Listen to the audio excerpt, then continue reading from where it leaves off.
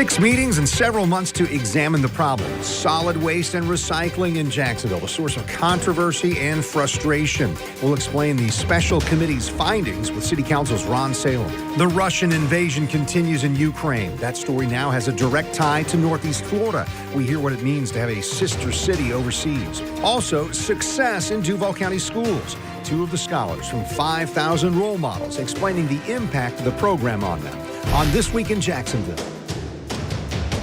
Thanks so much for being with us today. Jacksonville City Council, you meet every other week, and we're going to talk about the most recent meeting. First, though, we're looking at an issue that's been going on for months and needed a special committee to come to some resolution. City Councilman Dr. Ron Salem is with us today. You served as chair of the special committee on solid waste, offered a final report this week. So in your view, what's that biggest takeaway that we would get for people who live in Duval County? Let me recognize my Vice Chair Morgan and members White, Carlucci, and Gaffney first. Takeaway, we all thought the labor issue was what was causing much of our problems, and we found now that the haulers are fully staffed, that the complaints have decreased tremendously. Not that it's perfect. You're always going to have people out for sickness and that kind of thing, but I think the services right now are pretty much back to normal. It seems like that's related to everything we saw through the pandemic, not just this industry, multiple industries where the workforce was hurt by what was going on at that time. Absolutely, and so we're all pleased, and we spent a lot of time on recycling through this process, and we had a great discussion on glass. I was one member that wanted us to discontinue glass because it's a loser for the city, even when you look at the space in the landfill, but my colleagues disagreed and the administration wanted to keep glass. We've got some software coming that you can put on your phone called Wizard that you'll be able to look at when your pickups are, file complaints. And we've got a huge program coming through a grant we received where we'll be inspecting your recycling bin and leaving you a report on the bin telling you what was in there was good and what wasn't good. So, and as you say that, it makes me think that even early on in some of the meetings, like, hey, we need to educate people. This sounds like an outflow of what happened in the committee Absolutely, meetings. Yes. And we will be inspecting up to 280,000 recycling bins to educate people on what they're doing right and what they can improve upon. And we lastly put in $250,000 into a bill recently that we want to use for education on recycling. Well, let me, as we show you some video here, we've covered this issue of trash and recycling pickup problems. About a year, there were complaints of missed pickups, and the city suspended recycling pickup, asking residents to deliver recycling to specific locations. And at one point, residents were asking if their annual household fee of $152 could be refunded. Dr. Salem, has the city uncovered what led to all of that, and in another way, has the city recovered from this controversy? I think so. We are charging about $13 a household for solid waste. It costs us about $18 to $20 a household for solid waste, so you are getting a bargain in that respect. I don't anticipate any refunds for that period of time. I'm just glad we're back at it. And recycling is almost back to pre-pandemic levels. And how do you quantify that? The amount of items that are recycled? That is correct. Republic, which handles that part of our recycling, has told us we're almost back to normal. Yeah, and you mentioned a little bit about this, but how do we know that we're fully staffed? That's a phrase you used a moment ago. Well, we had them in our hearings. We brought the haulers in and specifically asked them, are you fully staffed now? Can we expect pretty much services other than a one-off, that type of thing? And they said, yes, we are fully staffed. What did that take? I know some of the discussion was, hey, do we need to pay more for these services? Because the haulers also are looking at, how do I retain a workforce if I can't pay them a competitive wage? We do go through rate reviews, and we have increased the rates for a couple of the haulers, which has been a godsend for their recruiting practices. So I know that we looked through this. Were there 6 committee meetings, 4 meetings? I can't remember. I think there were 6. Yeah. So any other measures that you think come out of this because of the time, the investment of time that you and your other council members? Well, one of the other major things we discussed was the transfer station concept, where you would have a site somewhere in Duval County where the haulers could bring the garbage, it be unloaded, and then a huge truck would come in and pick all that up and take it to the Trail Ridge landfill. Our landfill is way over on the west side on 301, and it's a 50-minute drive for some of the garbage trucks. So if we can reduce that trip and get the drivers back in the neighborhoods, it's a win for everybody. Sounds like it makes it more efficient. It does. Now, finding the site will be the challenge. Okay. to be determined, right? That's correct. I wanted to ask you about this, another issue that really raises the blood pressure of some people in and out of local government is what we've talked about with Confederate monuments. That issue was on the table this week. There was a bill proposed by Councilman Matt Carlucci. You and 11 others voted against removing that monument in Springfield Park immediately. 6 council members voted for it. Where do you stand on the monuments issue? And this is not the end because that Carlucci bill didn't go through. Ken, I've been very clear personally that I'm looking for a bill that is comprehensive. This particular bill that you described was taking a look at one monument. And if you listen to the dialogue from the Northside Coalition or Take It Down Jacks, they talk about monuments. I'm not sure which monuments they're referring to. I assume it's the bandstand over in the city cemetery and the markers that are out there on the north side. But I want a comprehensive approach to this. I don't want to vote on a bill, do something, and then we're right back in the same boat doing this all over again. So I'm looking for legislation that will eventually take care of this once and for all. And I think the Council President Newby's plan to have a dialogue led by my colleague, Councilmember Bowman, will do that. That's kind of next up in trying to deal with this. And I believe Mr. Bowman's proposal also brings in some outside voices as well to help. University of Virginia, there's a group up there that is targeted. Now, Council President-elect Freeman will be looking at this, I'm sure, and deciding which direction he's going to move in. Yeah, maybe final thing here, last minute that we have. Councilman Carlucci showed some drone video. It appears atop that monument in Springfield Park that figure's holding or wrapped in a Confederate flag. Does that affect your view on that specific monument or that issue? Well, clearly, if that monument is to stay through negotiations and some retextualization, there will have to be changes to that monument or placards put out there explaining this particular monument. So that doesn't surprise me. I just hope it's part of the discussion that resolves this once and for all. A broad one that gets all of it. Comprehensive, I think is how you mentioned it. That's what I said. Councilman Ron Salem, thank you so much, Dr. Salem. Thank you. Thank you for having me. So high school graduates here, congratulations, and then what's next? Well, we've got 2 local teens talking about their futures and the effect of a program in Duval County schools called 5,000 Role Models. That's next. Stay with us on This Week in Jacksonville.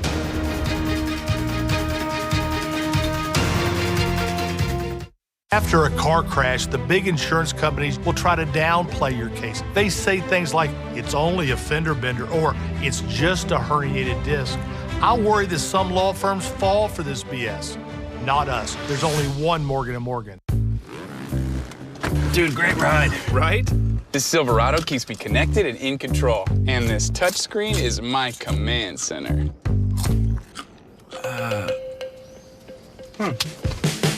My command center. The 2022 Silverado LT. Find new control. Find new roads.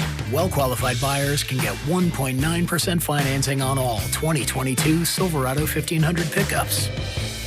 See your Southern Chevy dealers. Chief Val Demings. An impressive history of public service. Protect and serve Florida, that's what I've done.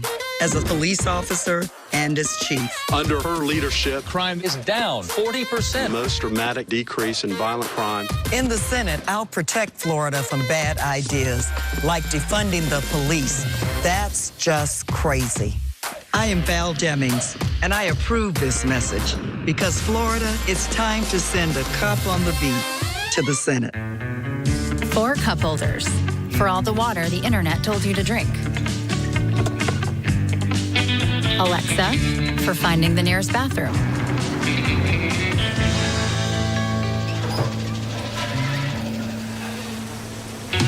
Or the next nearest bathroom.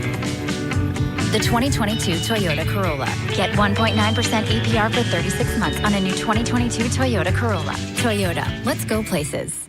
Marine 4 on News 4 Jax, Channel 4, the local station. Fear and Fairer did give me hope. They did. I feel I had somebody in my corner. I made the right choice calling Fear and Fairer. Oh, it looks like we're in a screensaver. We need to go higher. Higher. Definitely higher.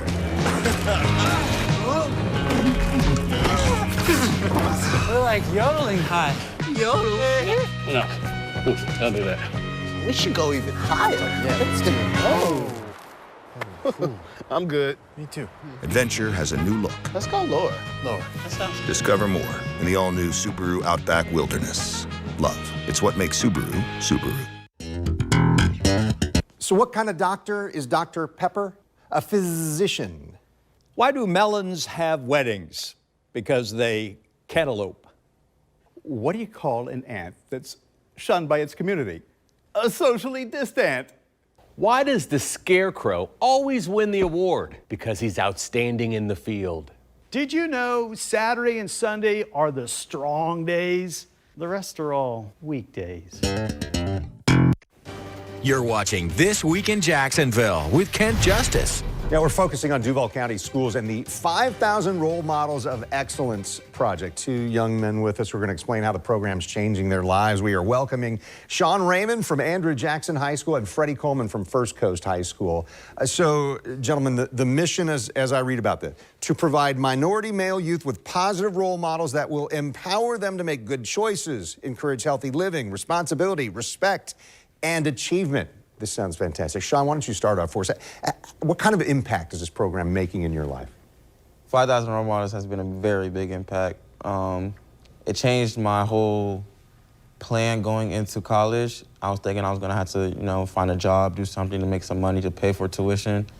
But when the scholarship came to me in this program, the stress went away. All my problems were fixed. So we'll talk about scholarship in just a moment. Take me back there. Were you already thinking of, I'm going to college, whatever I have to do to get there? Yeah, college was always the main option for me. Just the problem was, I just knew whatever college I go to, it would be the college that gave me the most money. Because I didn't want to be coming out of college in debt. That was my biggest fear. Yeah, it's a big consideration, isn't it? It is. Yeah. So, Freddie, why don't you tell me about that? What kind of impact has 5,000 Role Models made in your life? The kind of impact that 5,000 had on my life was the biggest one, honestly, second to my father's. And to join the 5,000 Role Models, it gave me the best opportunity possible. I joined it so that I could learn how to manage myself, time management, to build myself as a person. And so I could take these skills to college with me and to even further myself as a person. So I want to talk more about both of those, both of your experiences, but I want to show you a photo here as well. This includes both of these young men recently in front of the school board as they were recognized for some specific achievements. So Freddie, then Sean, tell us about your future plans. Right now, I believe this is just this last month here, where 15 of you who are seniors received full ride scholarships to college. Freddie, tell me about that. That's got to be meaningful, right? So meaningful, man. It was a blessing, to be honest, a grace from God. I received a $96,000 scholarship from Clark Atlanta University, and to be able to receive that was something that not everybody can get, something that I need to be grateful for and to take the best advantage of. Yeah, so that's a 4-year scholarship at that school, which totals almost $100,000. That's incredible. Sean, what about for you? Tennessee State offered me a full-cost presidential scholarship, so there's really no dollar amount. Yeah, but they're taking care of you. Yeah, they're taking care of me, for sure, and I appreciate them for that. Yeah, really blessed. It was a very big opportunity. I'm proud of all the boys who received the scholarship. They shouldn't take it for granted. This is, not a lot of kids get this. You should really be appreciative of this. Let me show some video here. We've shared the story of 5,000 Role Models here on Channel 4 in a few different ways over the years, including just on this show just a few years ago. But Sean, if you'd start for me, what skills do you see improving for you most because of what you've done with 5,000 Role Models? My social skills. When growing up, I wasn't a talkative person. I didn't talk a lot.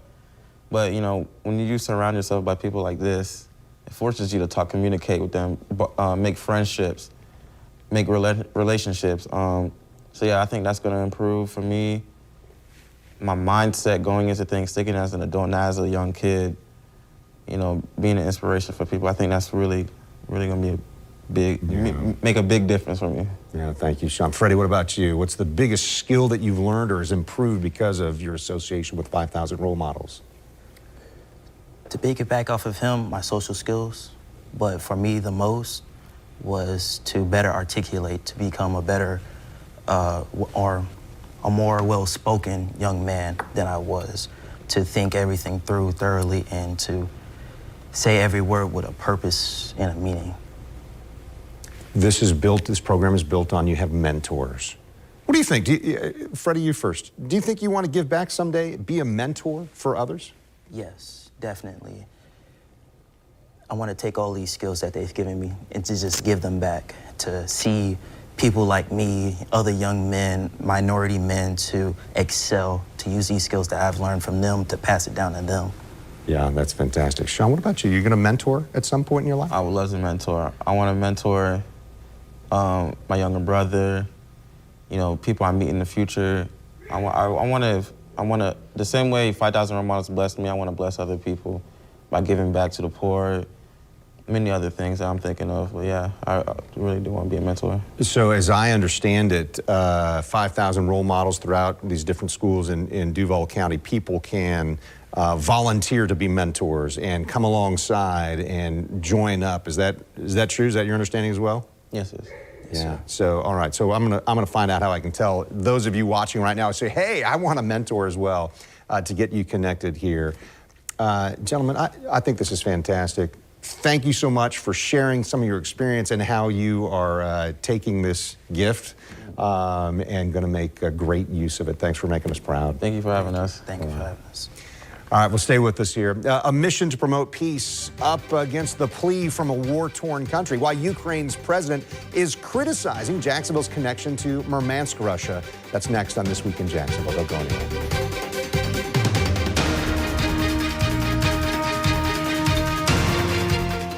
After practicing for 30 years in this community, we have grown, but we have not outgrown the size of our heart and our family. It's surely true that, you know, a law firm can be too big. It can be too big to feel personal. And we always want our clients to feel that they're at home, that they're being treated like family. And that's going to be more than one lawyer. That's going to be an entire team. That's how we get our best results.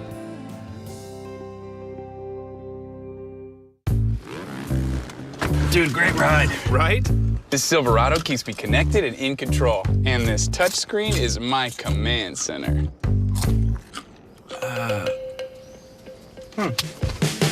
My command center. The 2022 Silverado LT. Find new control. Find new roads. Well-qualified buyers can get 1.9% financing on all 2022 Silverado 1500 pickups. Find new roads at your local Chevy dealer. Dear Jacksonville, you've been my home for over 4 decades, and I can't thank you enough. I love my fellow hardworking, family-oriented, friendly citizens from Jacksonville, but there's some things we can improve in our town. We need to reduce crime, homelessness, and housing costs for safer neighborhoods, improved mental health funding, and affordable housing. I can't imagine myself living anywhere else, so I'm running for City Council, and I believe in the possibilities of what Jacksonville can become. Vote Jack Meeks, March 2023. At Take 5, you stay in your car because we're faster than you think. Oil change is done. Gosh, I don't even have time to stretch my legs. Guess you have to do it at home. Guess I'll have to do it at home. Take 5 to stay in your car, 10-minute oil change.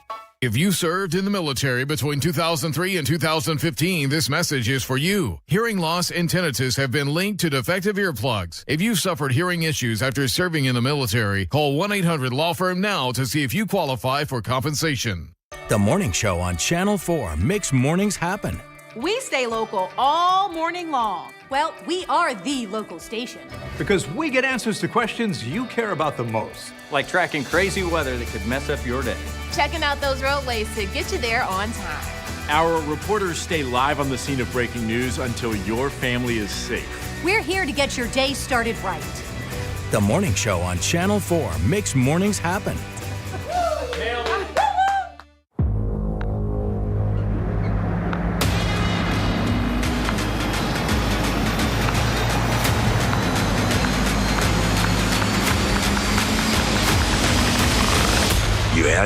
Allison 10-speed transmission.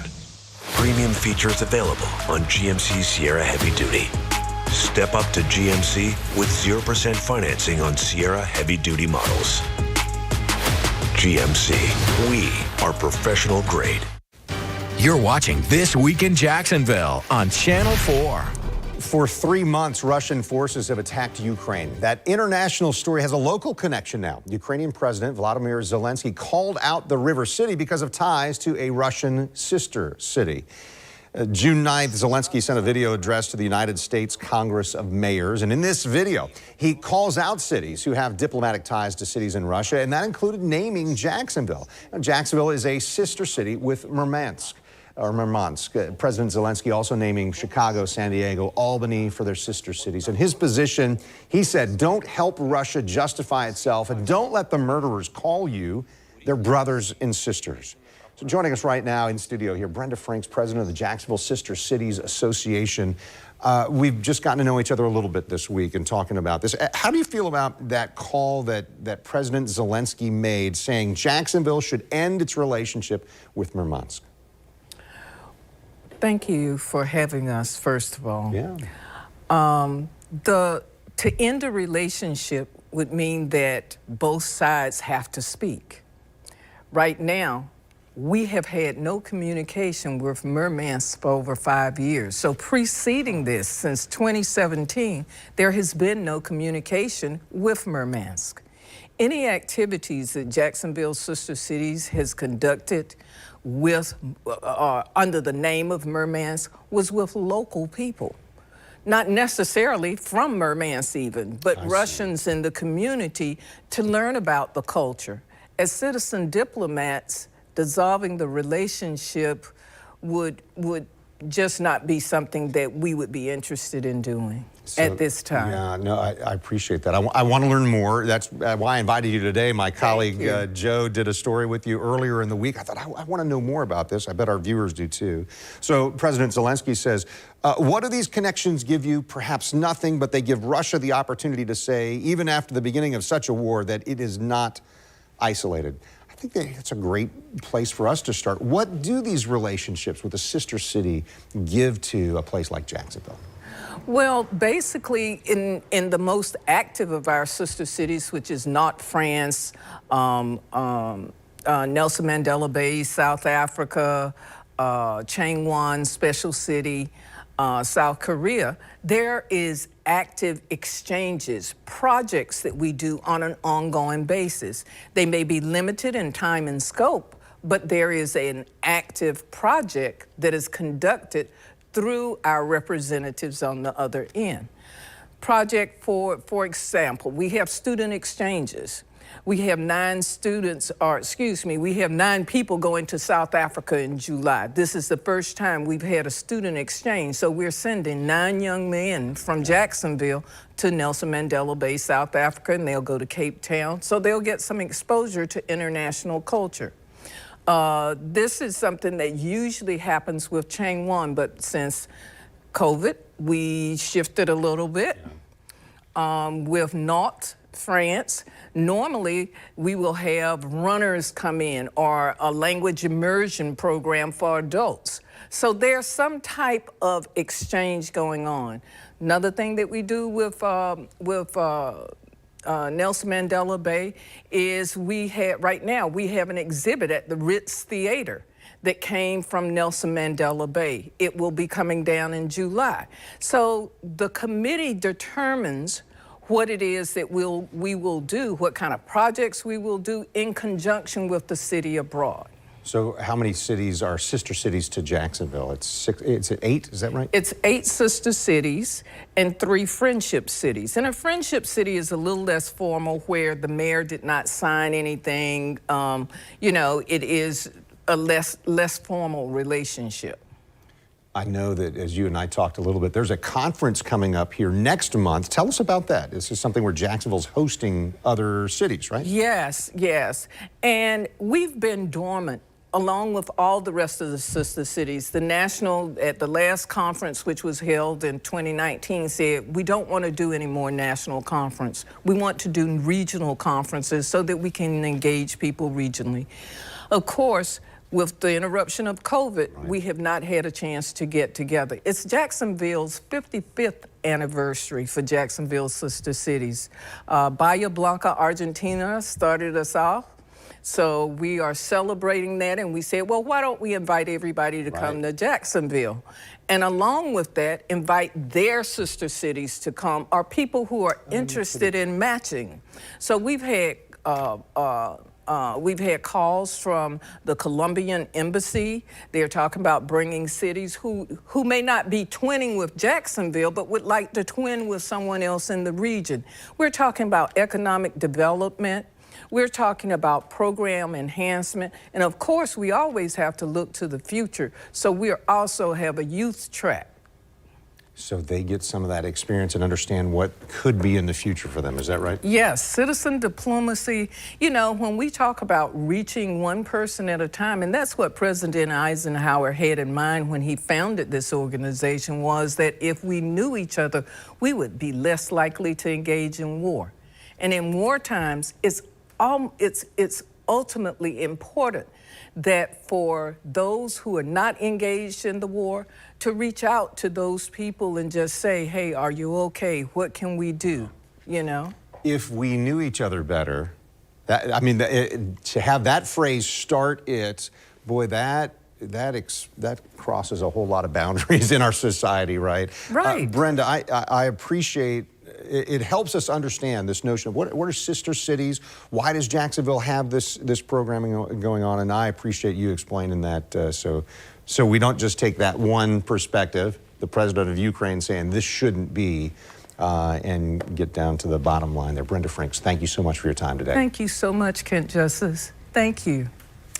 Well, next time here on our show, our Hand on Government segment with lots of topics to choose from. Chris Hand will be here in studio with us. Now, we're also honing in on National PTSD Awareness Month. Jody Beelman and General Mike Fleming from the Stephen A. Cohen Clinic, they will join us as well. This Week in Jacksonville airs each Sunday morning at this time. I'm Kent Justice. Thanks for watching on air on Channel 4 and the CW17. And then you'll find us online at news4jax.com or streaming on News4Jax Plus.